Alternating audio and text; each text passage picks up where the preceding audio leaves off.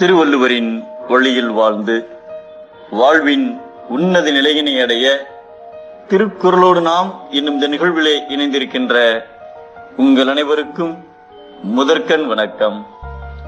குறள் எண் 358, அதிகாரம் மெய்யுணர்தல்.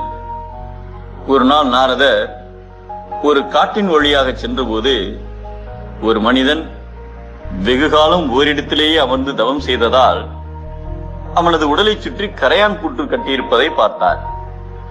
அவன் நாரதரை பார்த்ததும், சுவாமி, எங்கே செல்கிறீர்கள் என்று கேட்டான். அதற்கு நாரதர், நான் சொர்க்கத்திற்கு செல்கிறேன் என்றார். அப்படியானால் கடவுள் எனக்கு எப்போது முக்தி அளிப்பார் என்று தெரிந்து வாருங்கள் என்று கேட்டுக்கொண்டான். நாரதர் அவனை கடந்து சிறிது தூரம் சென்றார். அங்கே ஒருவன் கடவுளை துதித்து பாடி குதித்து நடனமாடிக் கொண்டிருந்தான். அவனும் நாரதரிடம், எங்கே செல்கிறீர்கள் என்று கேட்டபோது, நான் சொர்க்கத்திற்கு செல்கிறேன் என்றார் நாரதர். அப்படியானால் கடவுள் எனக்கு எப்போது முக்தி அளிப்பார் என்று தெரிந்து வாருங்கள் என்றான். சிறிது காலத்திற்கு பிறகு நாரதர் மீண்டும் அந்த காட்டின் வழியாக திரும்பி வந்தார். உடலை சுற்றி புற்று வளர்த்திருந்த மனிதன், நாரதரே, என்னை பற்றி பகவானிடம் கேட்டீரா என்று கேட்டான். அதற்கு நாரதர், நீ இன்னும் 4 பிறவிகளுக்கு பின்னர் முக்தி அடைவாய் என்று பகவான் கூறினார் என்று பதில் சொன்னார். அதை கேட்டதும் அவன் அழுது புலம்பி, என்னை சுற்றி புற்று மூடும் வரை இவ்வளவு காலம் தியானித்தேனே, இன்னும் 4 பிறவிகளா?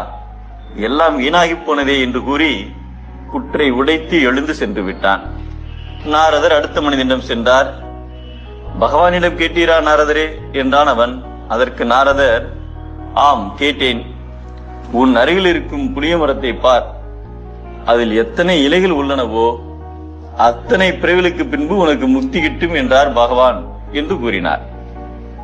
அதை கேட்டதும் அவன் மகிழ்ச்சியால் குதித்தபடியே, இவ்வளவு விரைவாக எனக்கு முக்தி கிடைக்கப் போகிறதே என்று கூறினான்.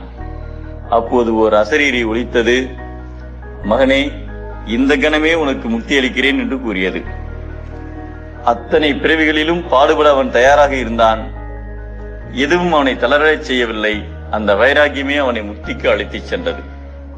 பிறவி துன்பத்திற்கு காரணமாகிய அறியாமையை நீங்கும் பொருட்டு முக்திக்கு காரணமாகிய உண்மை பொருளை காண்பதே மெய்யறிவாகும் என்பதை பிறப்பென்னும் பேதமை நீங்க சிறப்பென்னும் செம்பொருள் காண்பது அறிவு என்கிறார் நம் தெய்வப்புலவர் திருவள்ளுவர்.